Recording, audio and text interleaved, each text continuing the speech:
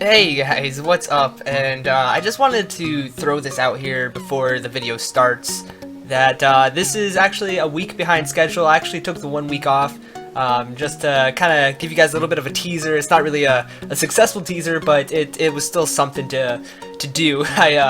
I took the week off vacation wise. It was spring break, and I just wanted to limit the amount of Robomania, so this is going to be up a week later, and it's everything else is going to be on schedule every Wednesday at 10 p.m. Mountain Standard Time. I don't know what that is for everybody else, but you can figure it out if you want to know the exact time.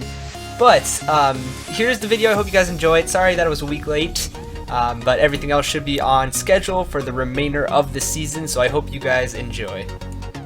Let's jump into our first match, White Widow versus Drango. This is an 8 versus 9 round, which is going to be a pretty evenly fought match throughout this whole entire thing. We got White Widow, a robot with 6 weapons, and they're all pretty deadly. However, White Widow is one of the slowest robots in this tournament, so it's not going to be super fast and agile, moving around trying to get Drango where it wants to go.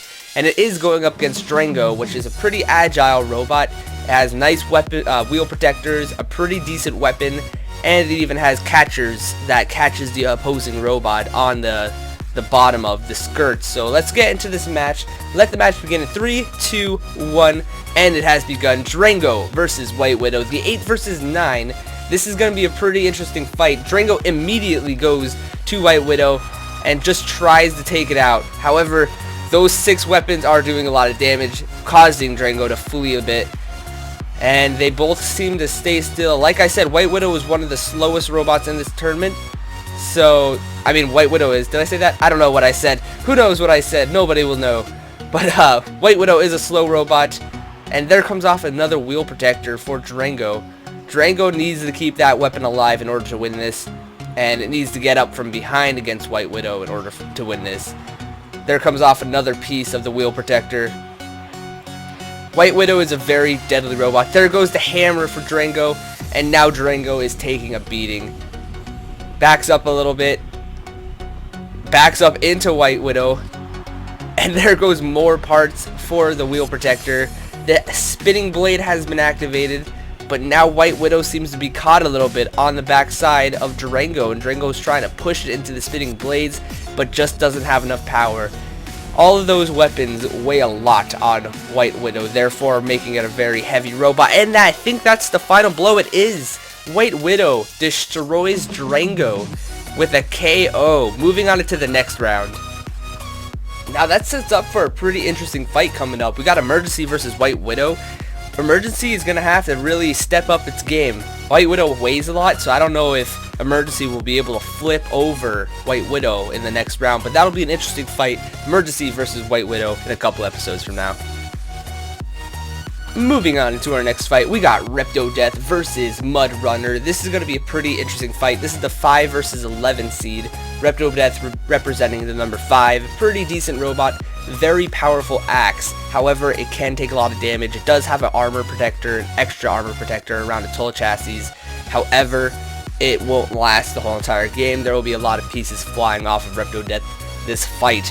And it is going up against Mud Runner 2, an upgraded version of Mud Runner. It is a pretty decent robot. The only thing that is different is the paint, and there's a little protector barrier just in case Mud Runner were to flip. It would be able to self-right itself. So let's jump into this match. This is going to be an interesting one. 2 hammers going up against each other. 3, 2, 1. Let the match begin. We got Mud Runner coming up to the left, and then instantly goes for Raptor, but Raptor is going against those wheels, trying to get those wheels to fly off, and causing smoke instantly on Mud Runner. And there goes the wheel. There is instantly a wheel flying off of Mud Runner, and now it has 3 wheels to work with. Trying to get the other right wheel coming off, the back right wheel. The front one is already gone for Mud Runner, and there is smoke coming from the left side for some reason. They seem to be caught on each other, which is not great. But as they're caught on each other, there is a weapon on the front of Raptor that is causing damage to Mud Runner. And now the hits begin again. Raptor backs up. Mud Runner is not moving. Now it is moving. It was just stunned for a little bit. Down comes the hammer one more time, causing a lot of damage. almost there. 2 minutes about remaining. Here comes the spinning blade. Push him into the spinning blade, Repto Death. Do it. I'm not biased at all. Nah, I'm kidding. And then, oh, goes right into the spinning blade. Suicide mission. There are still 3 wheels left on Mud Runner. However, Repto Death is now kind of a little wobbly. But there it is. The final blow from Repto Death on Mud Runner. Repto Death progresses on into the next round by knockout.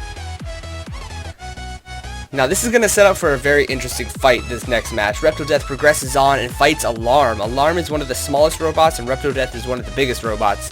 So it's going to be a pretty interesting fight to see progress throughout the match. I don't know who's going to win that one. There's only one way to tell in a couple episodes. And on to our next fight. We got Deadbeat versus Sharpener. Deadbeat is one of the craziest robots from Season 1. Did a lot of damage. Went up pretty far into the tournament. No upgrades, everything is the same, so expect the same robot in this match. It is going up against Sharpener. Sharpener is a very unique design, kind of a triangle design, has 2 weapons on both sides that close in together as kind of claws, and it's going to be an interesting fight. However, it does not have any armor anywhere whatsoever, and the backside is very exposed. So let's get into this match.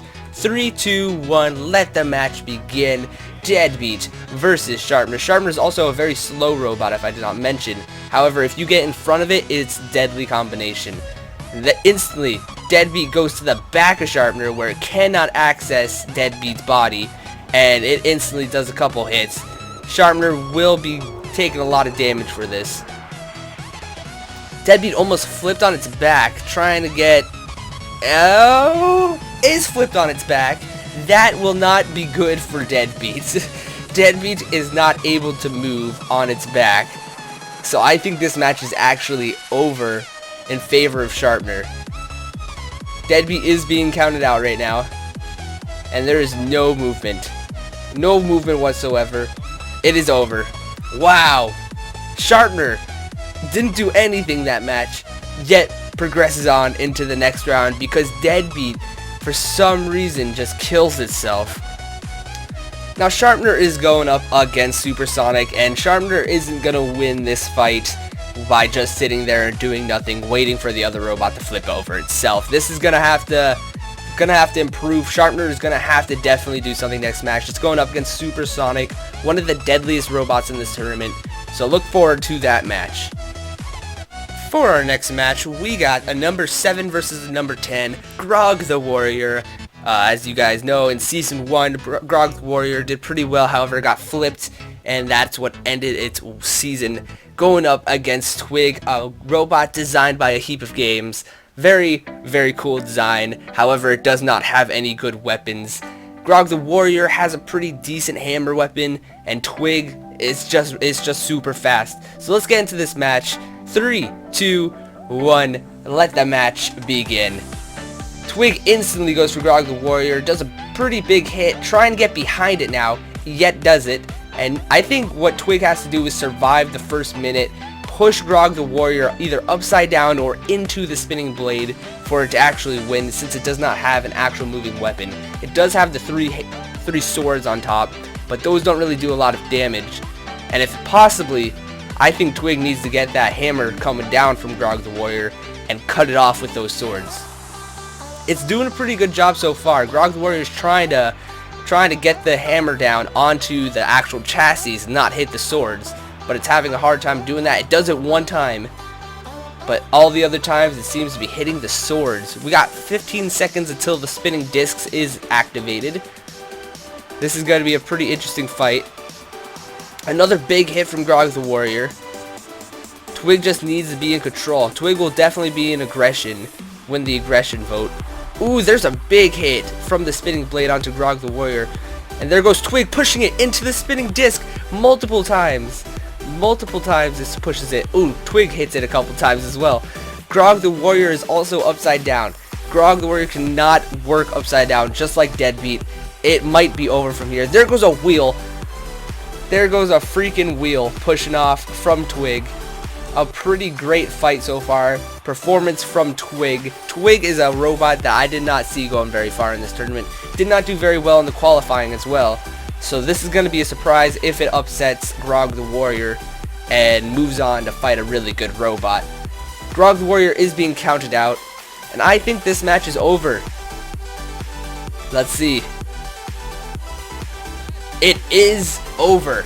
Grog the Warrior has been counted out. Twig moves on into the next round to fight Stinger. Like I said, Twig moves on to the next round fighting Stinger, one of the best robots in this tournament yet again.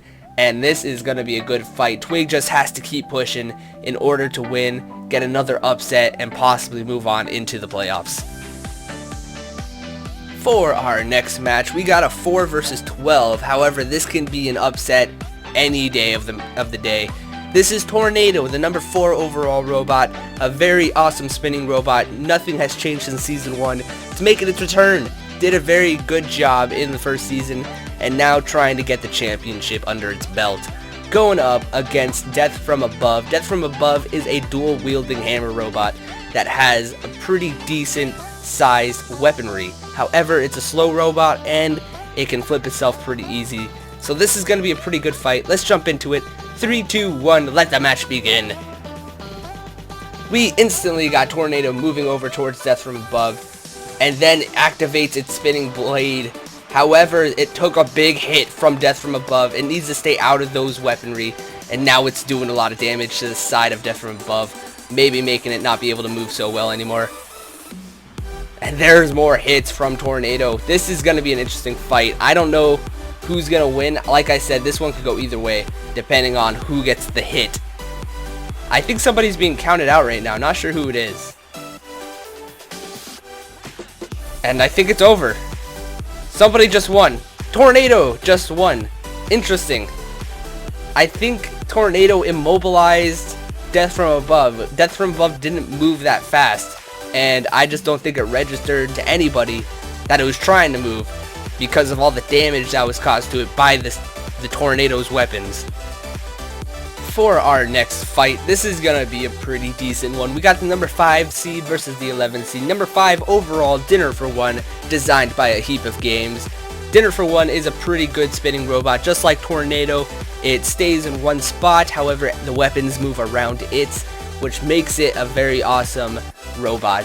Going up against Sabretooth from Season 1. I actually don't know if Sabretooth was in Season 1. It was in the qualifications. It might not have actually made it inside. However, it attempted it, and now it is upgraded. The weapons actually close together and actually cause a lot of damage this time. So this is going to be a pretty good robot.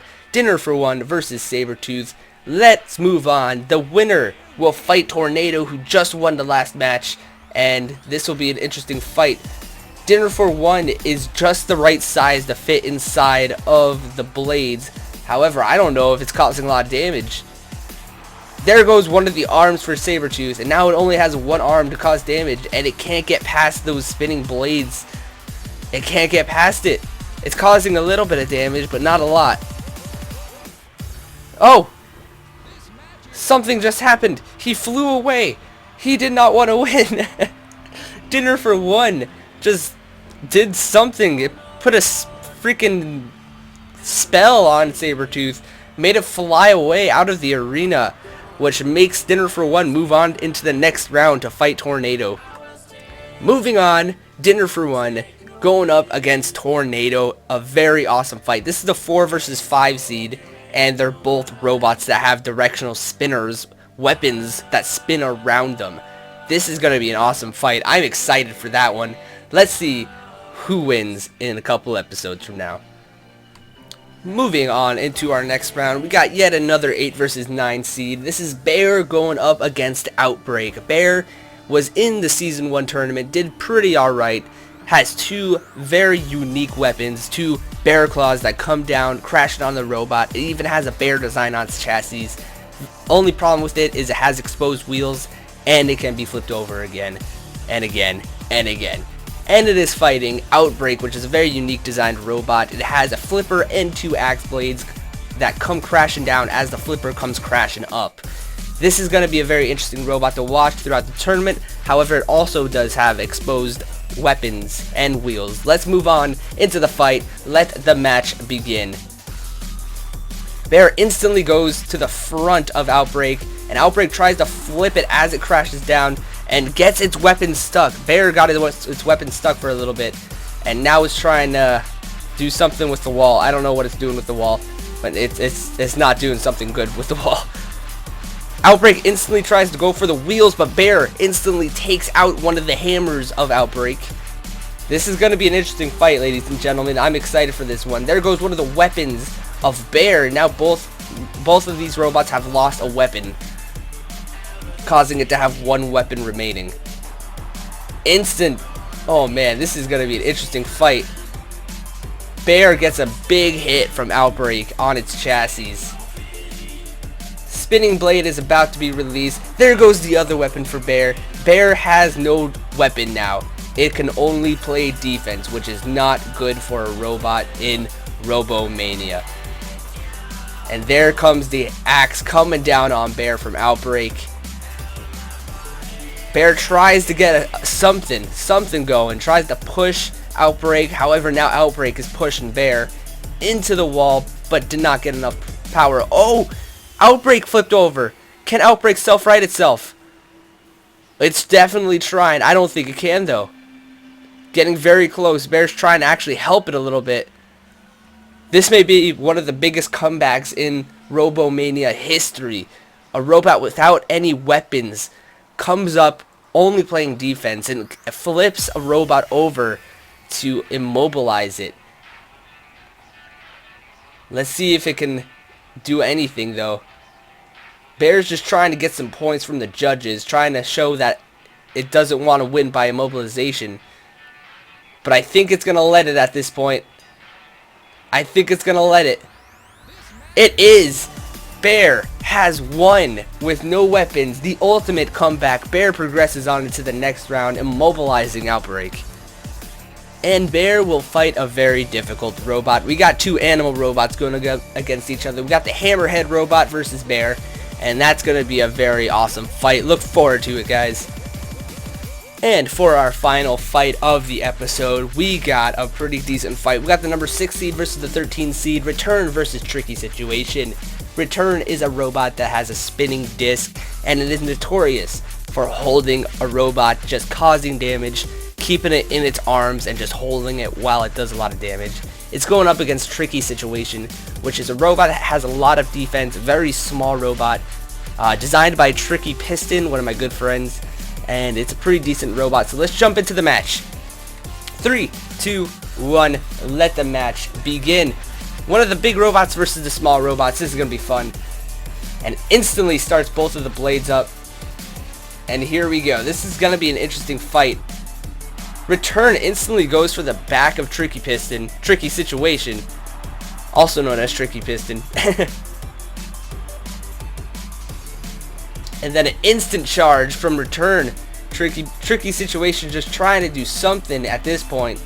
Can't really do anything. There comes off one of the big defensive parts on top, protecting itself from hammer robots. Tricky Situation is just trying to get to the chassis, but it's stuck. It's stuck under the notorious hold of Return. This is what Return is known for, just holding a robot down while causing damage. It's a very slow process, but it does the job. And there goes off the spinning disc of Tricky Situation. I don't know if it can do anything at this point, besides just getting counted out. I think both robots are stuck, actually. I'm not sure what's happening. Somebody's being counted out. Both robots have been immobilized for more than 10 seconds. And the match is over. The match is over. Well, currently everybody's baffled. There is no current winner after this fight. The judges are going to have to review what happened on the tape to see exactly when both robots went immobilized. And depending on that, they're going to come back with a decision whether who is going to win or not. So I'll get back to you guys whenever the judges have finished talking over it. Well, guys, I'm back. The judges have talked it over, and there is a clear victor in this fight. And the results are actually pretty surprising. Tricky Situation has moved on into the next round by immobilizing Return.